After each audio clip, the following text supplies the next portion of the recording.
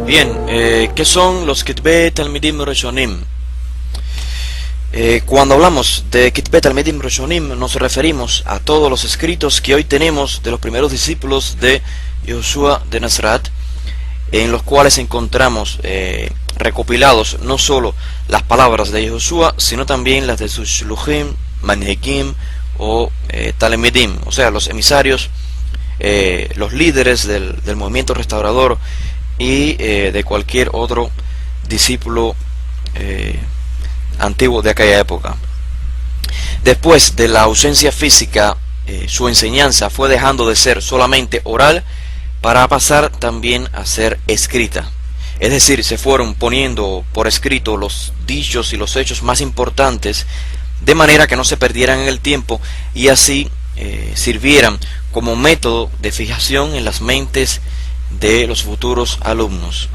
De manera que no existe otra forma de tener acceso al Yehoshua histórico y a su enseñanza, sino es a través de la literatura que sus primeros alumnos dejaron, pues fueron ellos los que mejores lo conocieron y los que recibieron directamente de él las enseñanzas. O sea que técnicamente podemos llamar a los escritos de los primeros discípulos Masoret Yehoshua min Nazaret, es decir, la transmisión de la enseñanza de Yehoshua de Nazaret. En esta literatura no encontraremos nunca la orden del rabino ni de sus alumnos acerca de guardar por escrito la enseñanza o los hechos del maestro. Lo que sí tenemos son instrucciones, órdenes de guardar y transmitir a través del cumplimiento de sus enseñanzas.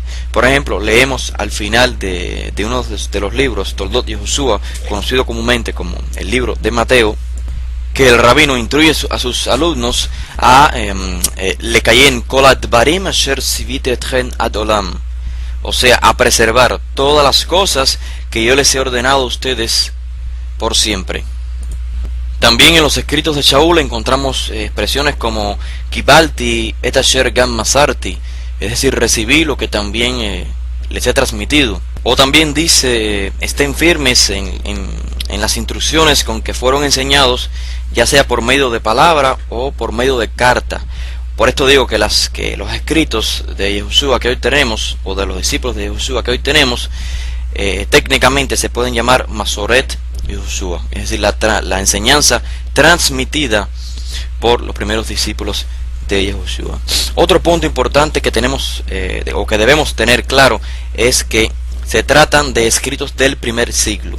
Cada escrito que llamamos de los primeros discípulos fue escrito en el siglo primero, ya sean los libros o ya sean las cartas o las correspondencias.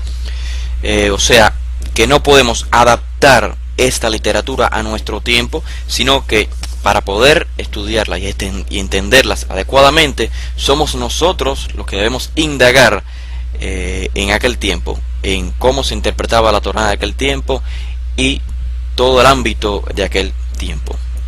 Otro punto interesante es que estos escritos son Sfarim, o sea, libros, pero también hay Grot, o sea, epístolas, y también Mechtavim, o sea, cartas. Ahora, una Igeret no es simplemente una Mechtav, una carta, sino que una Igeret puede tener hasta el grado de un tratado, o sea, ya sea instrucciones, exégesis, entre muchas cosas más. Además, el hecho de ser una carta no significa que tenga poco valor, ya que el valor depende del contenido de la carta y no de la carta en sí misma. De hecho, la carta era el medio de comunicación quizás más rápido en aquella época. Ahora, ¿qué no son los escritos de los primeros discípulos? Número uno, no son un Nuevo Testamento. El concepto de denominar esta literatura como Nuevo Testamento no fue establecida por los primeros discípulos. El hecho de que en dichos escritos se hable acerca de la Brit Hadashah, o sea, de la nueva alianza anunciada por los profetas, no significa que estos escritos sean la Brit Hadashah. Este concepto surge al querer reemplazar la Torá por estos documentos. El hecho de que alguien tome varios escritos y los adjunte bajo una sola cobertura y les llame, por ejemplo, Antiguo Testamento, no significa que dichos escritos sean posesión de ellos, y mucho menos que en realidad sean un Antiguo Testamento.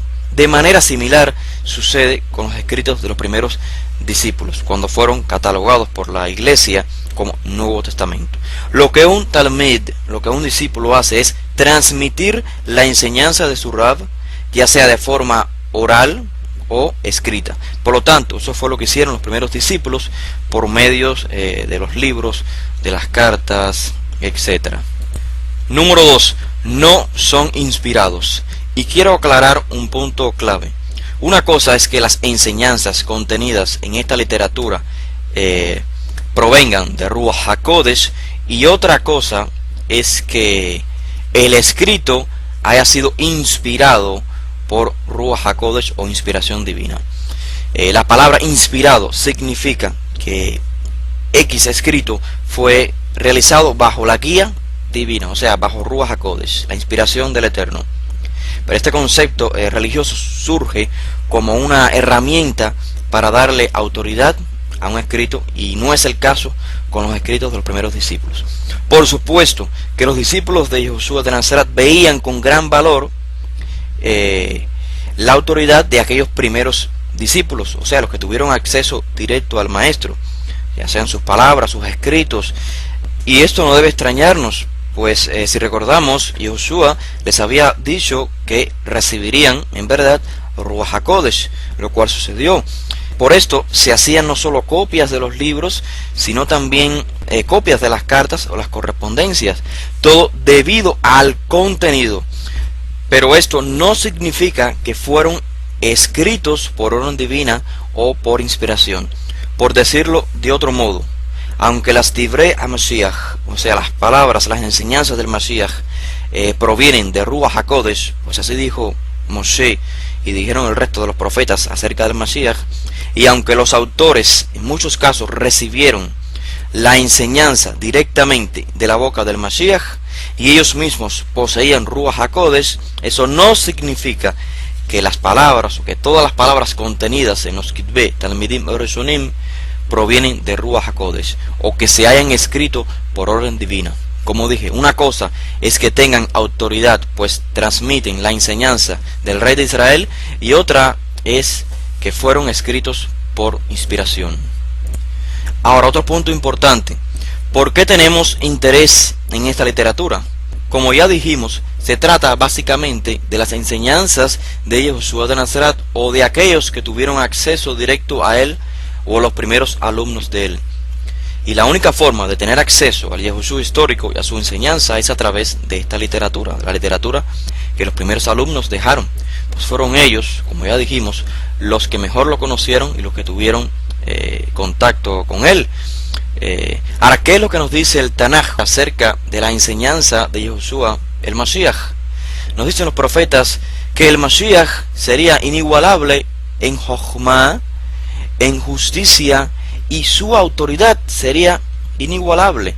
Y he aquí la importancia de la enseñanza, o sea, estamos hablando del Mashiach de Israel.